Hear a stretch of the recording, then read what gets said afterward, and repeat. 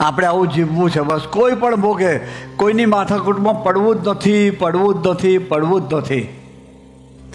નહીં તો એ સહન નહીં થાય એવું દુઃખ આવશે. હો, એમાં આ અને આ તો છોડશે જ નહીં.